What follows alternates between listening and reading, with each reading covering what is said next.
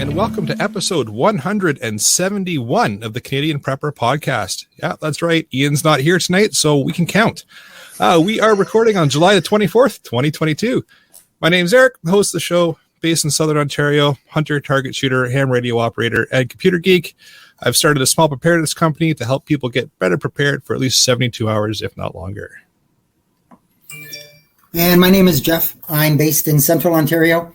I'm a target shooter, ham radio operator, general overall handyman, and weather nerd. And because I'm the weather nerd, just a heads up, if there's any listeners in Eastern Ontario, anywhere in the area of Caladar, Madoc, Northern Frontenac, you are in the target of a tornado-warned storm with the potential of already a touchdown on the ground heading towards the Smith Falls area. So I may try to update a couple times during the show if I can pop back and forth. But if you're in that area, you need to keep your eye on the sky and take cover. Yep. All right, then. Good to know. Thanks, Jeff. I'm Brad. I'm in Eastern Ontario, nowhere near where these storms are going on, thank goodness. I consider myself a part-time amateur prepper who's constantly trying to better myself. All right. If you want to help support the show and keep the Canadian Prepper Podcast on the air, you can buy some swag. We've got the Canadian Prepper Podcast t-shirt that's being shown off this evening by Jeff. And, of course, a tactical cool Velcro patch, both available at prepperpodcast.ca. All the proceeds help keep the lights on and, of course, the backup generator fueled. And if you're enjoying the show, please take a few minutes and like us on Facebook and submit a review on iTunes. We also want your feedback, good or bad, or just if there's a topic you'd want us to cover, you can send us an email at feedback@prepperpodcast.ca. Kyle's got a good point here in the live chat. He said, really, no one said CO, CO, CO, or CGN, CGN, CGN before the show. Yeah, we forgot to do that, so both Alan and Ian did not appear this evening. But don't worry, we'll get a couple remember of next time at them. So we've got some listener-generated content for you in this episode. We're going to start off, of course, with some recent news articles. Then we're going to update you on our personal preps. Then we're going to get into the main topic. We got some feedback from Sasha. So let's get into the news, shall we? So for myself, I've got an article here. I know this is going to be shocking. It's a ham radio related article. Weird. No. So it's from Manitoulin.com, and it just talks about how ham radio operators are the fallback for communication. And it touches on when things like the internet and cell service goes down. And for example, when Rogers went down here recently, there's no internet cell phone service for quite a majority of people. Shocking. Ham radio still worked. So it just kind of touches on a lot of that and how they can fall back for various emergency services and help out with communication in a small little situation that's localized or a massive one, depending on what it is that's occurred. And it's kind of a neat read if you're a radio nerd, check it out. And I've got a couple. I've got one from again our Russian-Ukrainian deal. So they struck a deal to open the ports to hopefully try to get some grain out of Ukraine, considering everything that's going on with the shortage and everything. And of course, the next day, the port gets bombed. So Russia denies they had anything to do with it. Who knows the truth, but it is what it is. But our great Canadian Liberal government, and I'm trying very hard to not get us kicked off of Facebook with this one. The article from the Toronto Sun, and it basically says that the Liberal Party has moved to limit fertilizer use as the world food shortage gets worse. So, again, it's a Toronto Sun article, and it just basically says that Trudeau pushes ahead on fertilizer reduction as provinces and farmers cry foul. Obviously, anybody who has a half a brain in their head is going to realize exactly what's going on in the world. And part of the fertilizer, and I'm no chemical expert or anything like that, but it's nitrogen. And last time I checked, nitrogen isn't considered a a gas or a particulate that is really, really, really bad for climate change. So, anyways, I'll leave it at that before I'm in trouble. What about carbon Eric has to monoxide? edit more than usual. Oh, 5 minutes, 17 seconds. I had to do that for Alan. It's his birthday, so. Oh, yeah. Yeah. Happy birthday, Al. Yes, Terry, we'll eat crickets and we will be happy. Not. No. So for those of you paying attention in the live chat, you will notice Ian is lurking. He just didn't want to come and hang tonight in person. So, but he is hanging out in the live chat. So make sure to send some hate mail. Let him know how you feel about him not showing up for the show, but lurking in the comments. Yeah, no heckling from the cheap seats, eh? All right, let's move into what we've done lately for prep, shall we? I did a bit of fuel rotation this week, some more yard work, cleaning up from my renovations and my one shed leaving and another shed arriving and restocking it, whatnot. Work. But I did buy, thanks to Pierre from the other podcast, who is a good friend of mine. We live pretty close. He got me onto a huge, I think it's 100 liters. I don't remember. It's huge. It's $150. Huge cooler. Wheels on it, handle, the whole 9 yards. Supposed to keep ice for 5 days. I took it camping with me on the weekend, and we threw 4 bags of ice with a whole lot of drinks and other stuff in it. And tonight, my son and I just emptied it, and there was still a good amount of ice in the bottom of it, so I was pretty impressed. Nice. So it's good. Yeah, that's awesome. Yeah. So here come the like you- chirps. So Go ahead. DM Davey mentions that Ian just got a haircut as bad as Trudeau's. That explains why he's not here. Yeah. Oh, yeah. Well done. Like Brad, I did some fuel rotation and did my Costco visit that I do every maybe 6 weeks or so, and walked out with not much and a substantially lighter pocketbook. So It's funny how that happens. yeah, I'm not impressed, but it is what it is. Got to live with it for now, unfortunately. Yeah, this is true. Yeah, for me, it was a week of work followed by some more work. And then More let me work. guess, some more work? Yeah. It was a busy week. Funny how that happens. for work. So it is what it is. Sometimes it takes over, and Oh, I get some Dan prepper there stuff in the down the live road here. chat. Dan there in the live chat says there's a tornado on the ground. Oh, Yeah, I'm Where are you? just gonna flip over to the other page for a second and have a look. yep. Whereabouts, Dan? If you're able to let us know where it is, that'd be awesome. Yeah. All right. Well, we're waiting for an update from Dan or Jeff in regards to where that tornado touched down. How about we move into the main topic?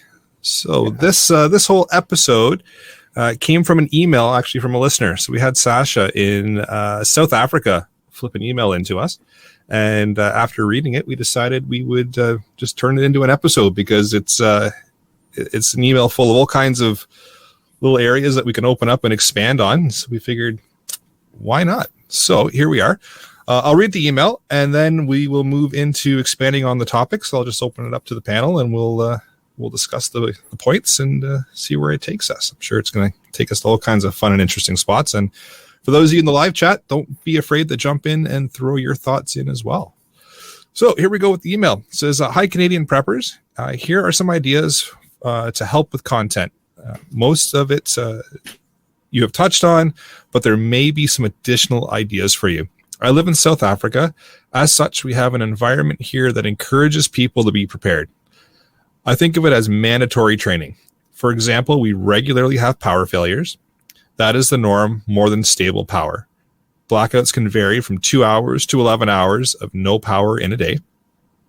Added to this, it's quite difficult to obtain some goods from international sources since they get stolen in transit or the transportation costs are so high that they exceed the value of what you are buying.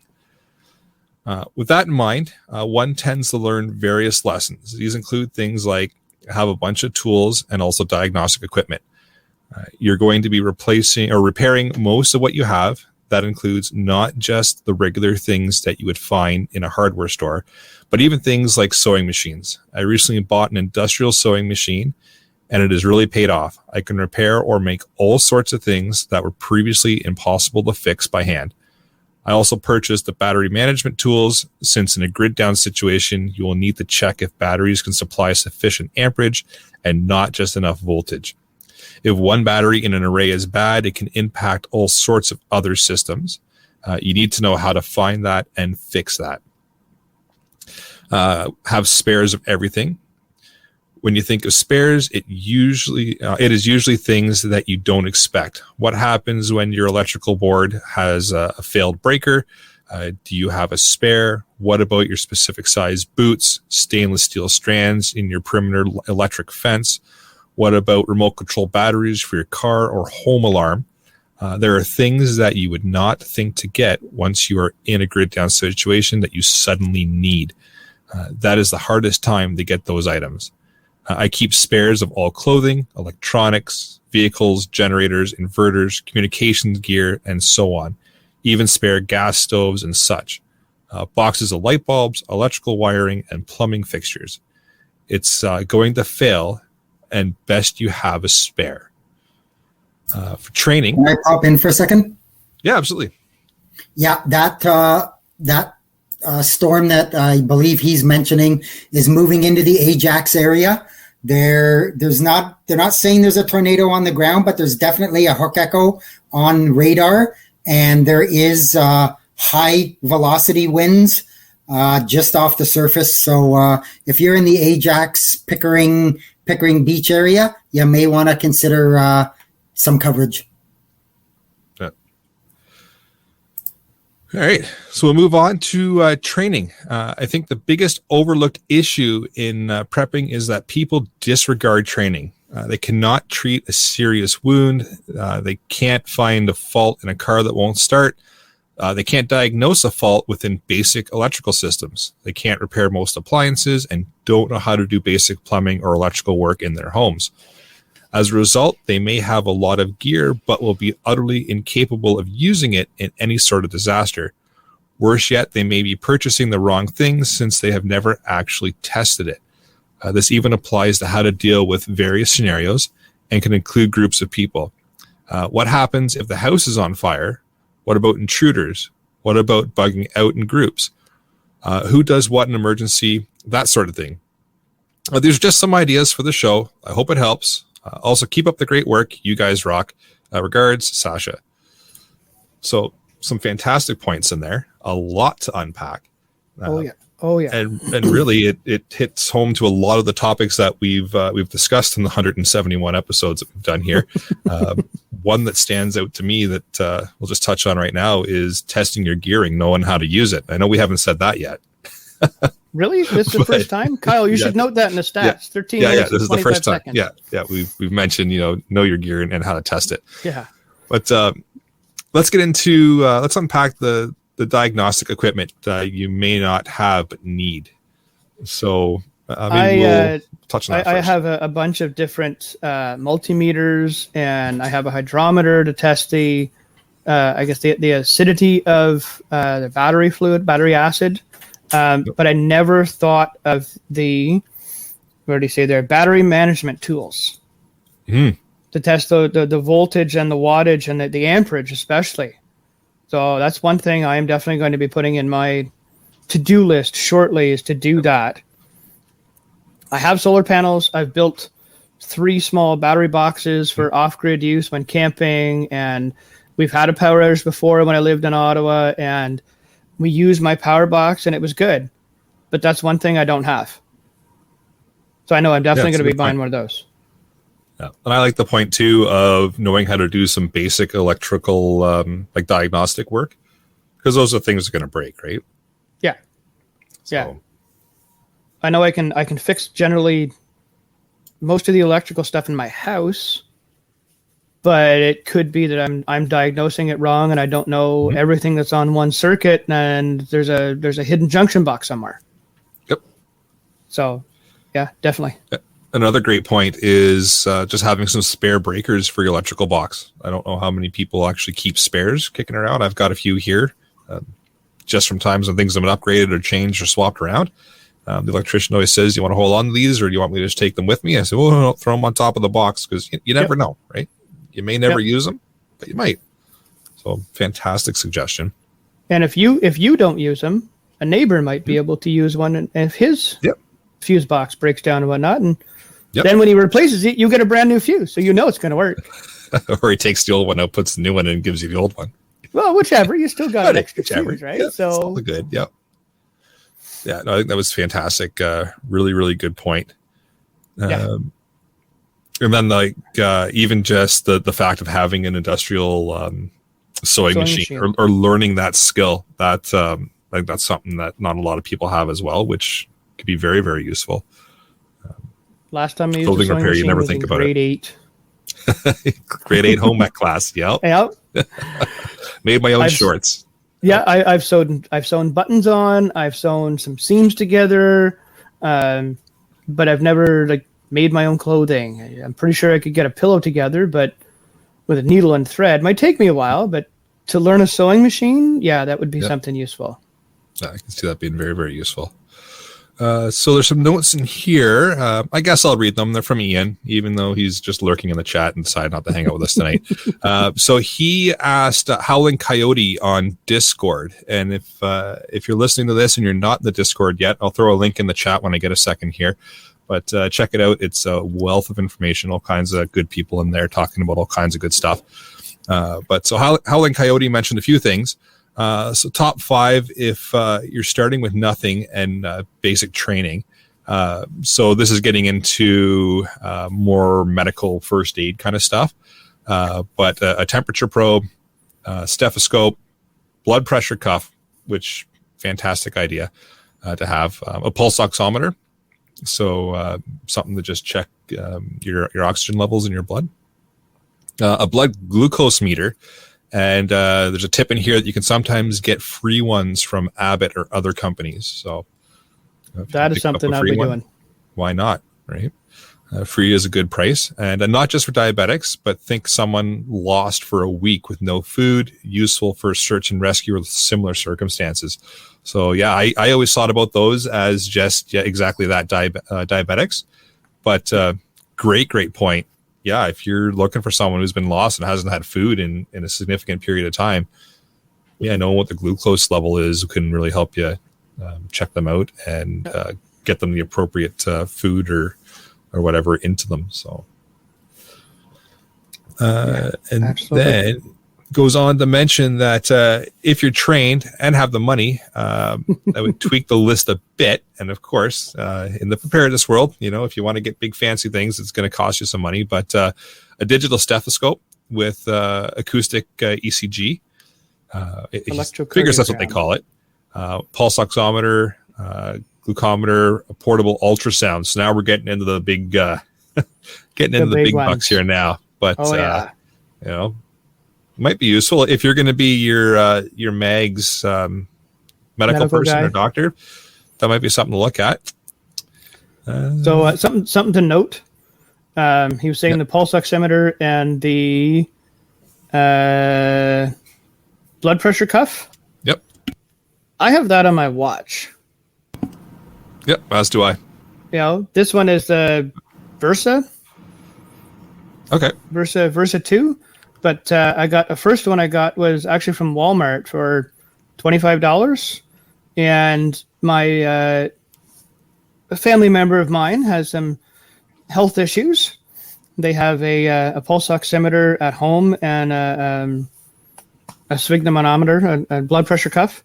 And they put it on one arm. I put my watch on their arm, the other arm. And we were basically right within the same, wild 2 numbers kind of thing. Does your watch do blood pressure as well? Not this one. Okay. The one actually from Walmart does, and it was actually pretty damn accurate. I was really impressed with it.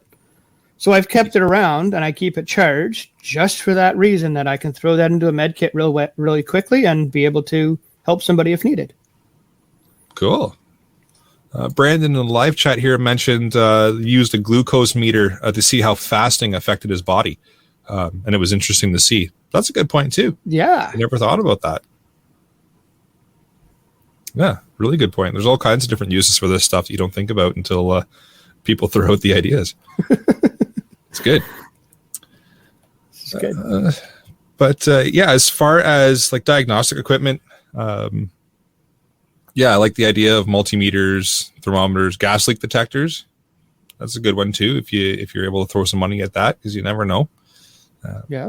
If you got some gas floating around, you might want to know what it is and get the heck out of Dodge. And this might actually be a better time to mention carbon monoxide because carbon monoxide detector, battery powered one. Yeah, better than the 5 minutes in that we hit there. But yeah, so those are all good things. Like we said, battery conditioners, multimeters, thermometers, gas leak detectors, all really, really good things to have in your kit. And then again, getting back to basics and learning how to fix those little electrical things that could possibly go wrong in your house, that could possibly go wrong in your car, or any other mode of transportation that you have, or even that could affect things like your flashlights or maybe your pulse oximeter if you're getting down it's kind of more fancier electronics, I would imagine. But yeah, if you want to get down to that point of being able to fix those or some of the other medical equipment, you might have to learn how some of it works and do some basic repairs on some wiring that goes to them if you're in a really bad situation. Yep. You had some information on mags there, Jeff. Do you want to touch on that?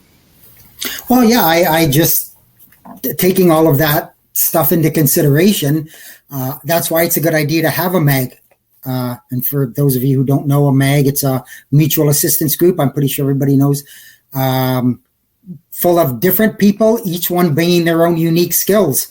You've heard the expression, somebody would say, and well, I'm a jack of all trades, but master of none.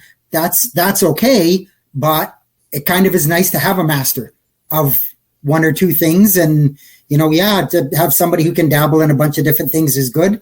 But I think it's better to have a few experts than just that one jack of all trade type person.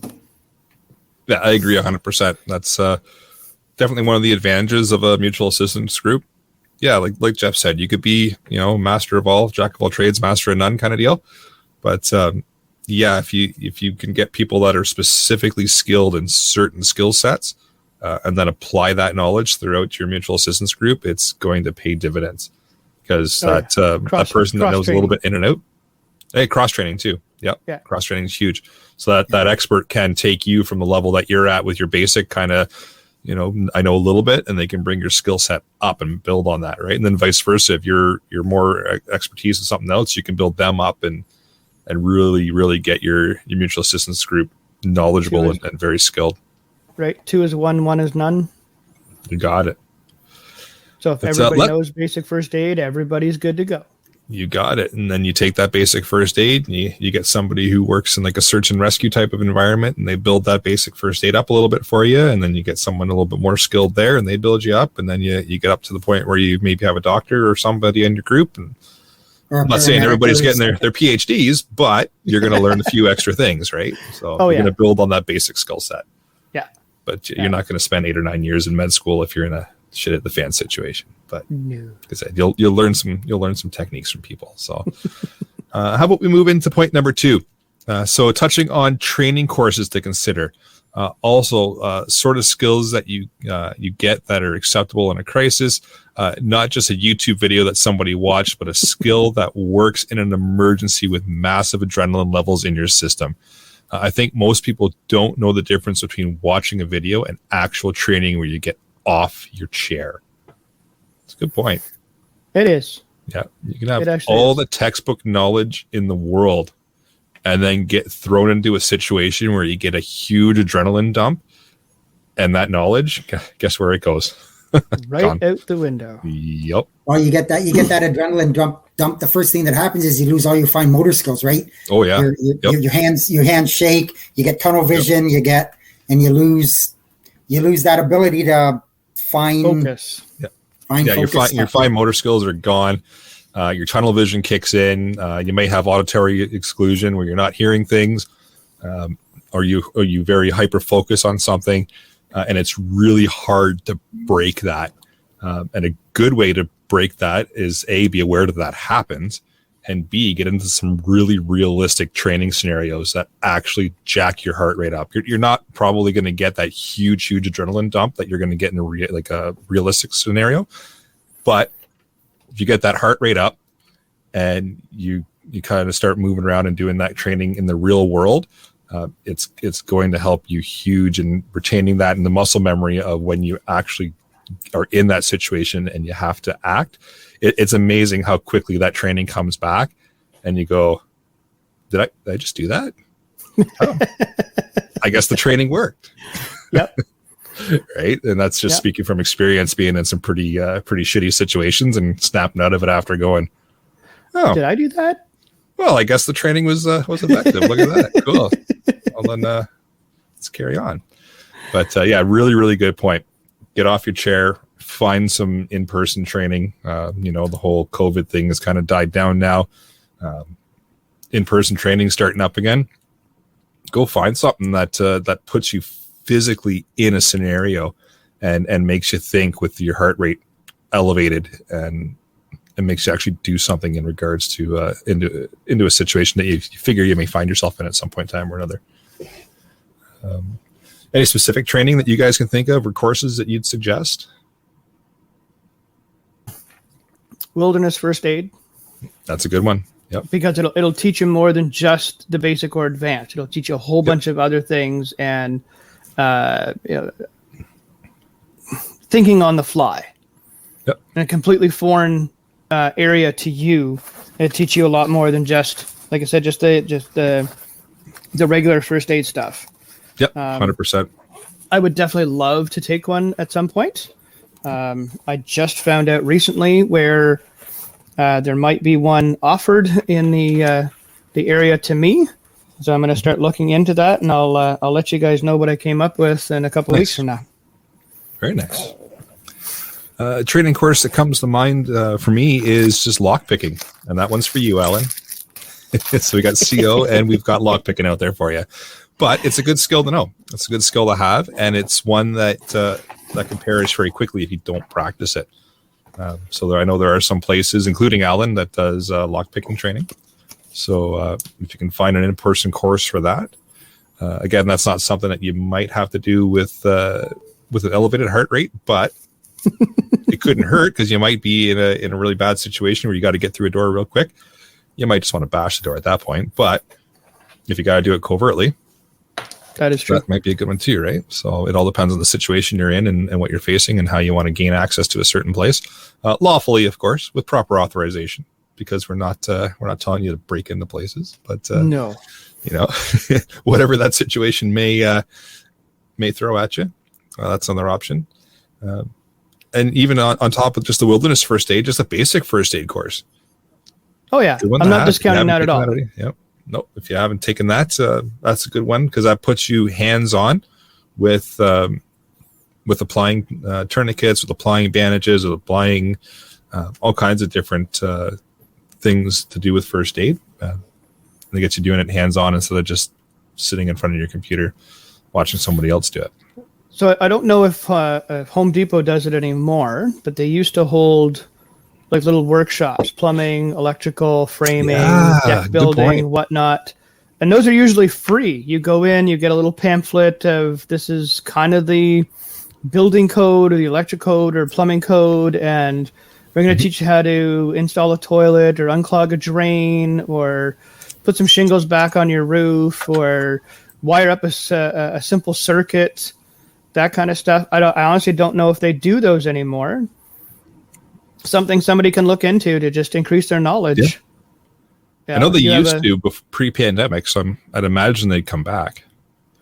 Well, to be honest, I'm hoping that they do. Yeah.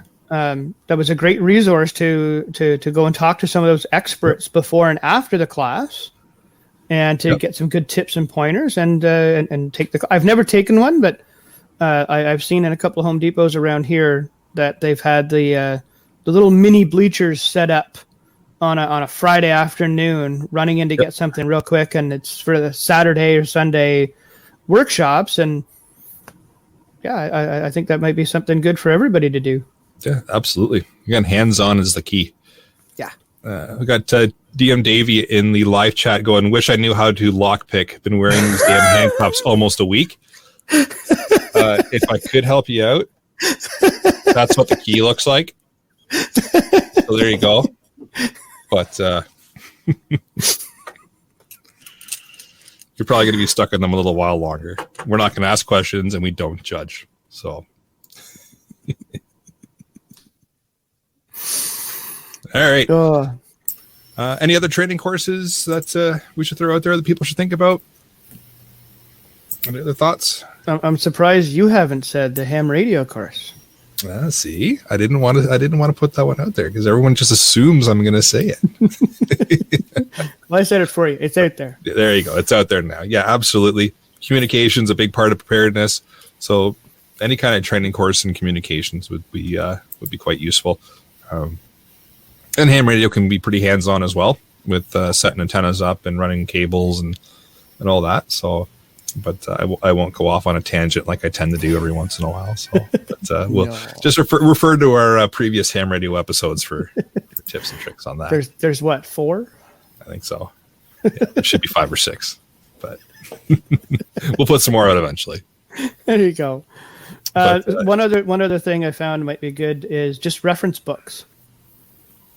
If you can't get the training, at least you can read and possibly practice something on yourself of like putting a tourniquet on or a compress bandage or a triangle bandage to do a sling on yourself or a splint or something and put it on the ground and then get up and walk around. So you know what it feels like. If you put one on somebody and somebody says, "Oh, that's too tight," or that's cutting off the blood flow when it shouldn't, whatnot. Okay, well you can understand that and work with the person to get them to safety and so they're comfortable at least. Yeah, no, that's a good point. So we'll move on to point number 3 here. Training leads to the next thing: writing down and reviewing lessons. Not all homes and scenarios are the same. People need to review what worked and what failed. This practice allows people to get better. If you practice dealing with a family member who had a nasty arterial bleed, how did everyone react? Who did what? What could have been done better? What was successful? Reviews of your performance is the only way to improve, yet people don't talk about this. 100%. That's a fantastic way to learn. Sit down and debrief the situation. After action report kind of thing, fantastic. Right? Fantastic. Yeah. Yeah. And the after action report. What went well? What went horribly wrong? How can we fix it? What could be done better next time? And what did we do perfectly this time around? It's great to just sit down and chat with your group after a small event or a major event has happened to get everybody's perspective on what they saw, what they did, what they didn't do, what they saw you do, what they saw you not do, what they expected, and what did or didn't happen. Fantastic way to learn, but you have to do it in a non-judgmental way, because as soon as you start blaming people or telling them, you should have done this, you're terrible, you're no good, it completely loses its point. It has to be in an open environment where you're everybody's not afraid to hear what they did wrong, but also can hear what they did right. Because if you turn it negative, no one's going to learn. Yeah, lots of positive reinforcement, positive feedback. Yeah. Don't do this again, but maybe instead you should do this. Yep. As it works really humans, well. Our brain cannot accept negative comments and negative reinforcement. Positive reinforcement is a whole lot better. Yep, 100%. I've done many types of debriefs for all kinds of different scenarios, and it's always, I've learned a ton from them when we can sit down as a crew and go, okay, this went really well, this didn't go so great, here's how we can improve next time. And guess what? Next time, the things that went south didn't go south. So I really like that, and bang on, people don't talk about doing this because people are afraid of being criticized, right? Yeah. So it's all about how you approach it, and make sure that your team or your mag is aware that it's not a negative criticism, it's a constructive criticism, and everybody's just trying to get better and make each other better. and you will learn a ton from doing debriefs. It's like a dress rehearsal for a play. Mm-hmm. You run through everything. Yep. And then see what worked and what didn't work. Yep. Unfortunately, this is kind of sometimes after the action has already happened and the real good stuff or bad stuff has happened, but it's still worth it to go through it. And like you said, Eric, all those different scenarios you've been through, what went well? What can we do better next time? Yeah. Or you can even, if you're running through a training course and you're running through scenarios where you're getting that heart rate up and you're trying to see how you're going to react to things, do a debrief after. It wasn't a real scenario. Nobody actually got hurt, but you still get a general idea. You're not going to know 110% how you're going to react, but you're going to get a general idea, and getting that bird's eye view from somebody else. Huge learning opportunity. And yeah, like I said, and I'll say it again, nobody ever thinks of this, or people skirt away from it because they're afraid of it. It's all about just setting it up in a positive environment and making sure everybody realizes they're going to learn from it. But a great point, and something I think everybody should kind of build into their training, and if they haven't already, start doing it, because you're going to learn lots from that. Yeah. So deteriorating skills, point number 4. So people do something and they think that's it. You're good. I've done the first aid training. I'm good.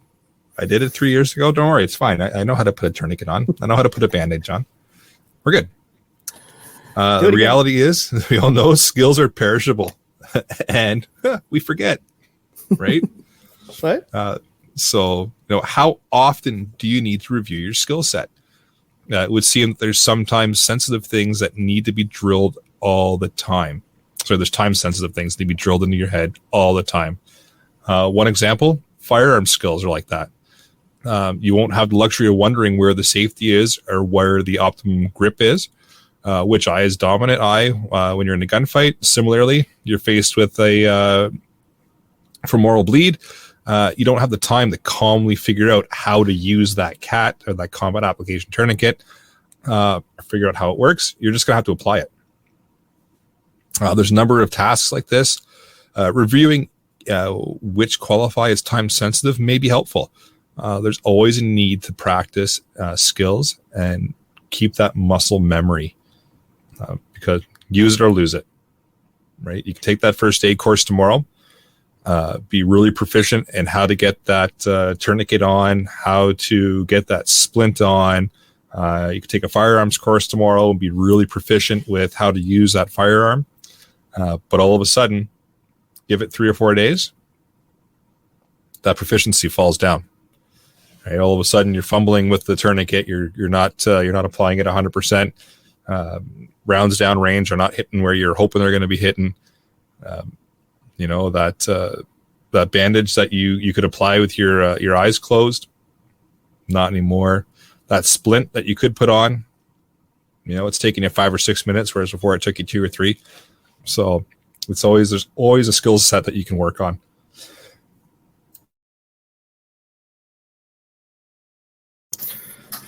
I would definitely agree with all that skill stuff that, yeah, if you don't keep practicing, it's going to fade away. I know I haven't taken a first aid course in years, and to do one again now would be kind of an eye-opener that, oh, yeah, we're supposed to do this. We're supposed to do that. Yep. I got tons of medical stuff in my house, but again, like you've said, if I don't know how to use it, I'm useless. And all the stuff is useless too. Yep. And things change. Like, it used to be, you used to do the 3 compressions and a breath and whatever. Now they're saying, last I knew, or at least, bother doing the breaths. Just make sure the blood's flowing and hard and fast. Yep. Hard and fast. Many pumps as you can. Many compressions as you can. If you didn't break a rib, you weren't trying hard enough.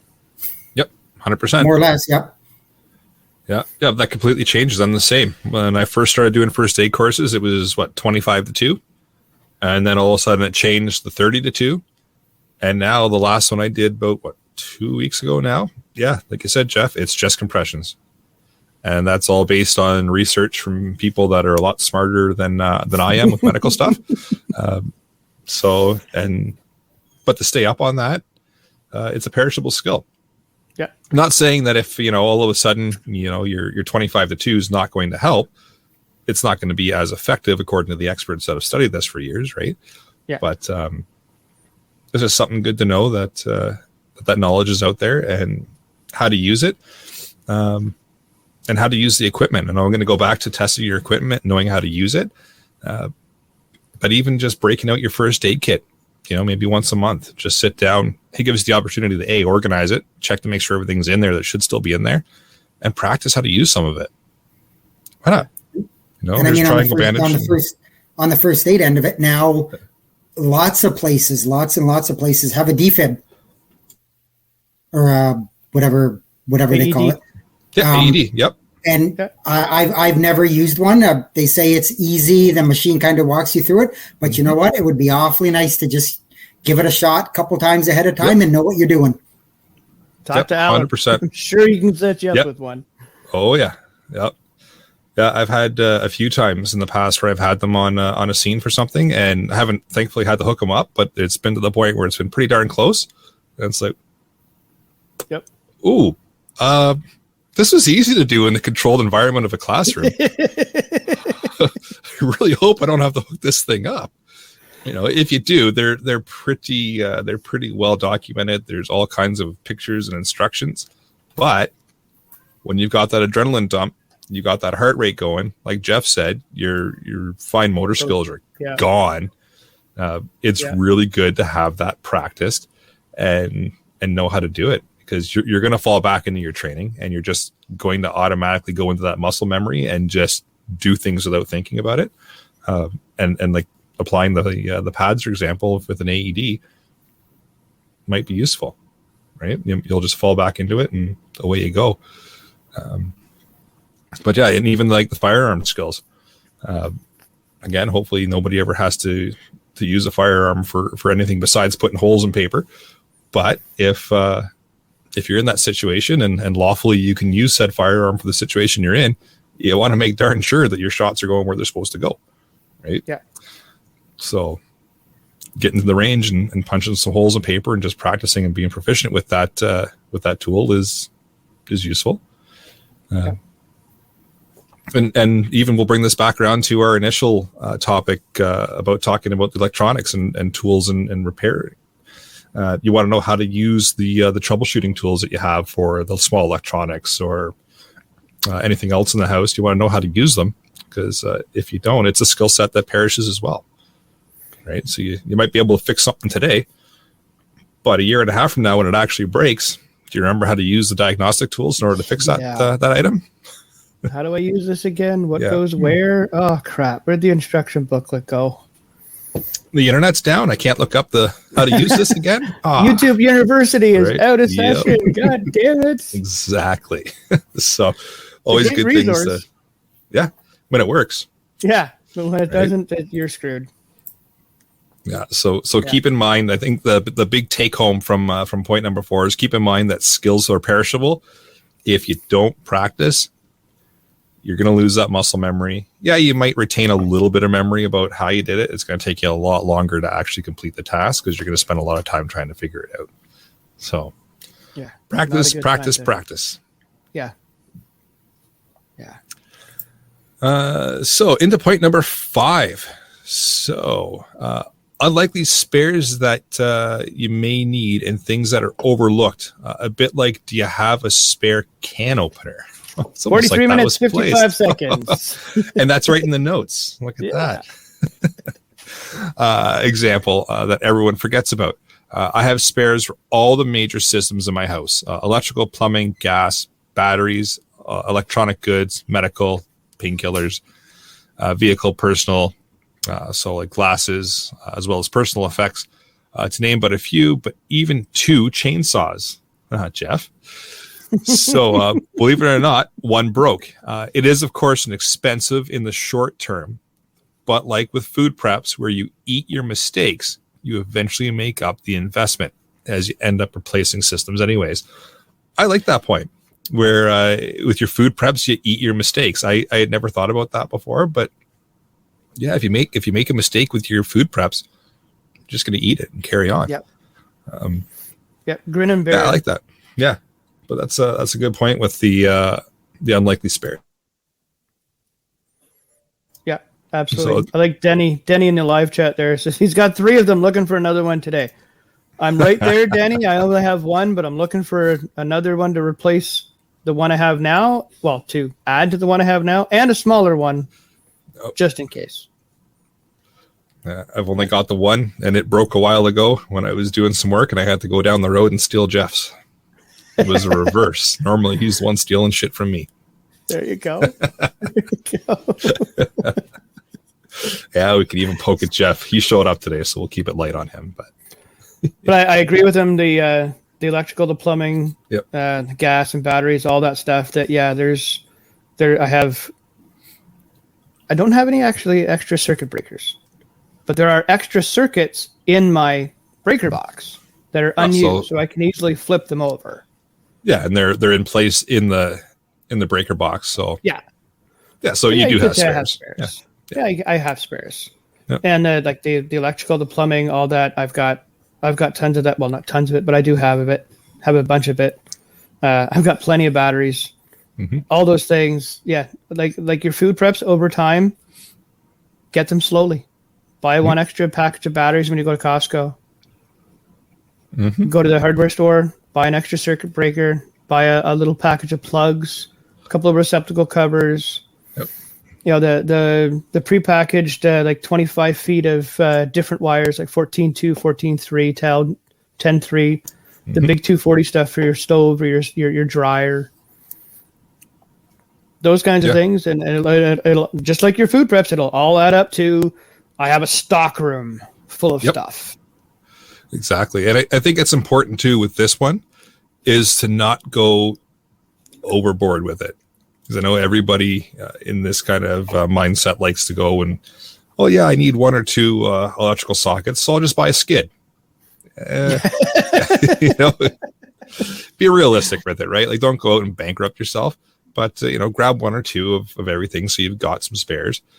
Look around your house and say, you know, what have I replaced in the last year or so that's broken, and replace the spares. Yeah, just have a couple of sitting around. And maybe do a quick inventory and just think, you know, what else can break here, or what could go wrong that I could reasonably fix, and just grab a couple spares if it's financially feasible, and just have them set aside just in case. And I do not have 27 can openers in my house. It's 30, right? I'll give him a benefit of the doubt and say it's 25. 25 skids? Yeah. Yeah. No, Yeah. I'm not a distributor yet. Not yet. You're just waiting for your custom can openers, right? With the CPP logo on them. Yeah. Funny you should say that. I have a buddy of mine who's got a laser engraver. Oh no. Oh, we're gonna talk after the show. But yeah, like we said, having spares, and that's pretty well ingrained in the emergency preparedness group. You know, 1 is none, 2 is 1 kind of setup. Like pretty much everybody has some spares kicking around, but take some time to kind of figure out what you don't have spare wise and what you could get. Yeah. But that takes us into number 6. How to organize all your preps. So you've got all these spares, you've got all your preps, but people usually struggle to put things in places where they will be needed. They'll have a bug out bag, but what about medical tools and kit? Medical trauma is different from, say, treating a headache. Or so even a splitting trauma versus non-trauma is necessary. So what about radio gear? There it is. How do families coordinate rapid departure? Does everyone fill a crate with personal effects and then you throw those into a trailer before leaving? What about food? That could go into a container, but what would you take? Bug out food is probably a good idea. That too could go into a stacking crate. Organizing preps, even ones that are not time sensitive, are a lot harder than most of us appreciate. Again, I think bang on. And I think that brings us back to the episode we did with Hughes, where we did a debrief with him when he had to evacuate with, I think he had all of 5 minutes notice that there was a fire encroaching on his property. Yes, I remember that. His family had to pack up and get out of Dodge. And he's incredibly organized. Like, let's not kid ourselves here. Talking about Hughes, he's probably one of the most organized people I've seen as far as preps go. He, he's the one that introduced the checklist to us, and and talked about how his trailer is all stocked up and how he's got everything ready to go. And he's got different levels of, do we go? Do we not go? Maybe we go. Holy crap, we're going. His whole DEFCON levels there. Incredibly organized. And if you haven't listened to that episode, go back and have a listen to it, because it's a really good debrief on, again, what went well, what went wrong, and how things could have improved. But yeah, having your stuff organized and knowing where it is and how it is set up, I think is incredibly important. And it's really good to revisit it, because just because it makes sense today doesn't mean it's going to make sense tomorrow. Yeah, things change, priorities change, all that kind of stuff that you need to know where your new stuff is or what your prioritizing is now that you've changed tactics to this, that, or the other thing. My old shed that I had here was a mess. Everybody will attest to that that's been here. It was a mess. In my new shed, I've taken the time to put some cabinets up. I'm starting to... Everything is in the shed, and now it's organize it. This is here. This is there. Put some labels on it. Do all that stuff. So yeah, I can walk in 3 sheets to the wind and go over to a wall and open the right cabinet and pull out a box of screws, and here you go. That's exactly the size you'll need to do what you're doing. Perfect. So yeah, definitely organization is key, and I'm working on that constantly. Yeah, it's not something that you just do and then walk away, because it's going to change. You're going to use things out of your kit. You're going to use things out of your preps. Things are going to move around. Things are going to change in your life where you have to change your preps. Right? So keeping things organized, keeping them in a place that makes sense is important. And I think that's another thing that people just think, okay, I've organized my go bag or my bug out bag or whatever you want to name your bag that's going to get you out of Dodge, and you just leave it sit. That's great. Yeah. So today you know where everything is. You know how it's set up. 4 days from now, do you still remember where that tourniquet is? Maybe, maybe not. Do you remember where that pad of paper and pencil is? Maybe, maybe not. Do you remember where you left your car keys yesterday? Do I remember where I left my car keys an hour ago? No. The answer is no. So, it's good to go back and revisit. And again, maybe turn this all into a monthly thing where you go back over your training, you go back over your kit, you go back over your electronics, you go back over little skill sets that you've learned, and just check in and see, mentally, where am I with this training? Physically, where am I with my organizational skills and setup for my preps? And, just make it part of your daily or monthly or weekly or bi-weekly routine. Dave's got a good comments? One there. Where is it? I think I need more practice at being 3 sheets to the wind.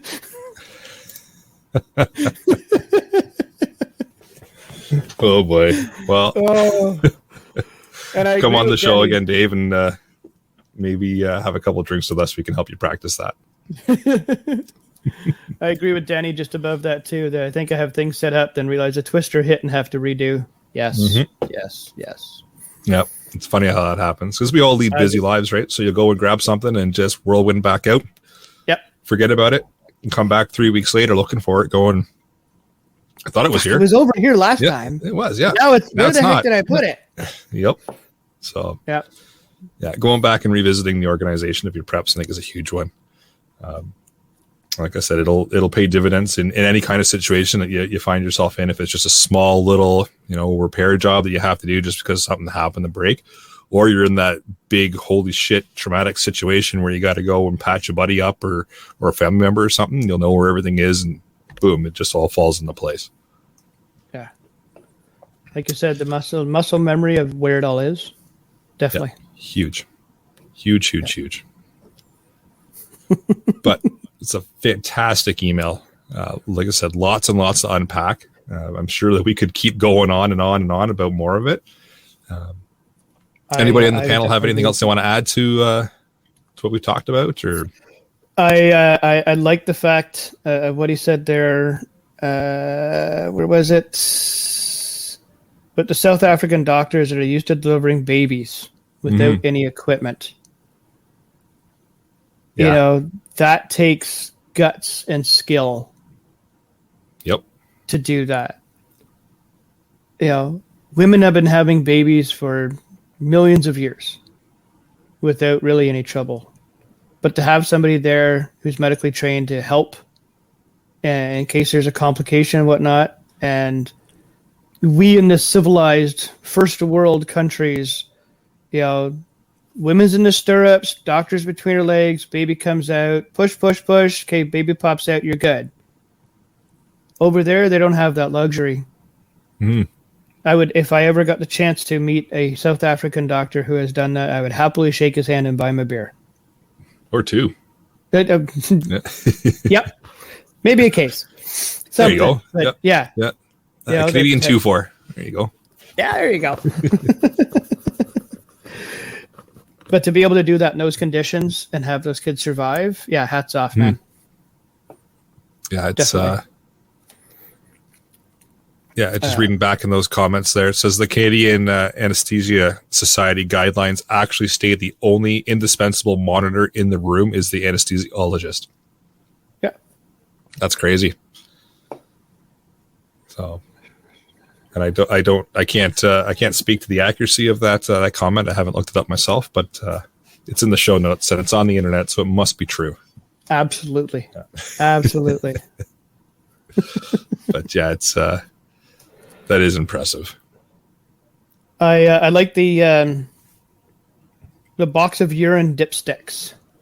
Mm-hmm. Where he put that in there, that your glucose levels, ketones and whatnot, that it's an EMP-proof tool. Piss on the stick, it'll tell you what's going on. Yep. Yeah, that's a good thing to have in your kit too. Yeah, I hadn't thought of that, and I have a family member who is a paramedic, and I'm going to go and see him in 4 weeks from now. I'm going to ask him to obtain some of those from his sources for me so I can bring them home. If you can strategically liberate a few. Yeah, that's the words I'm looking for, that kind of thing. So your tax dollars bought them, right? That's right, so I can take them.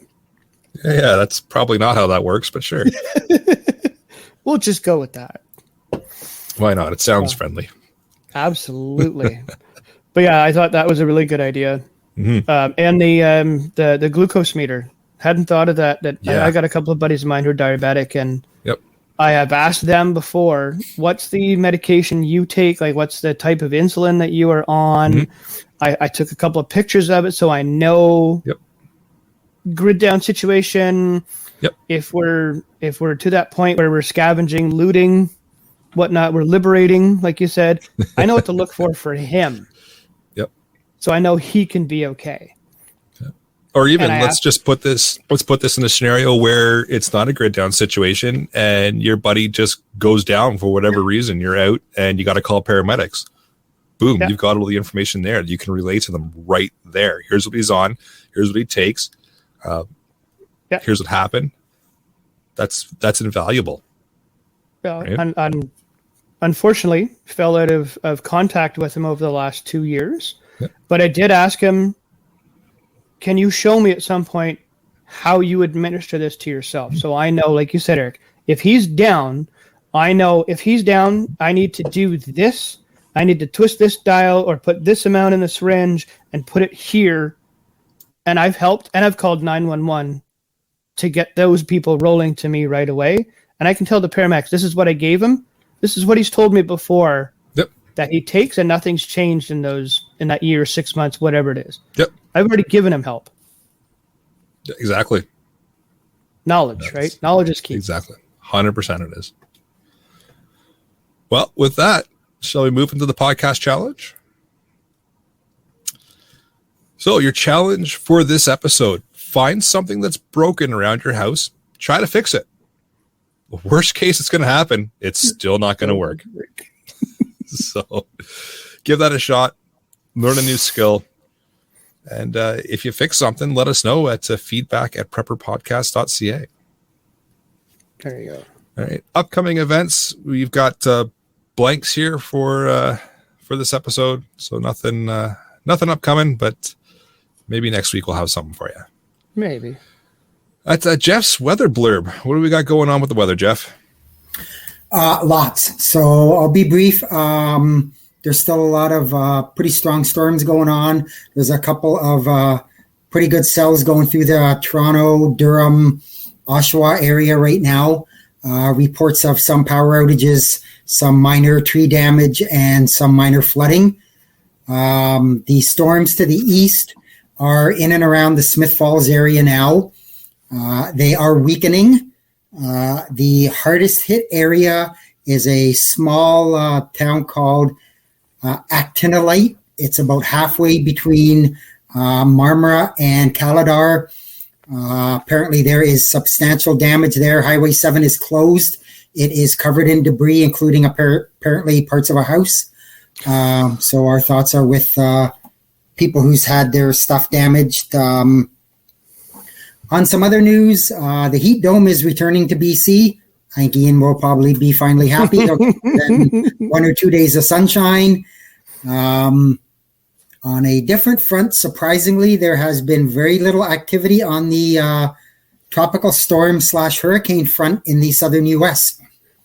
Everybody figured they'd be going pretty good by now, and they haven't had a thing. I'm not going to use the Q word. I'm just going to say it's nice and calm.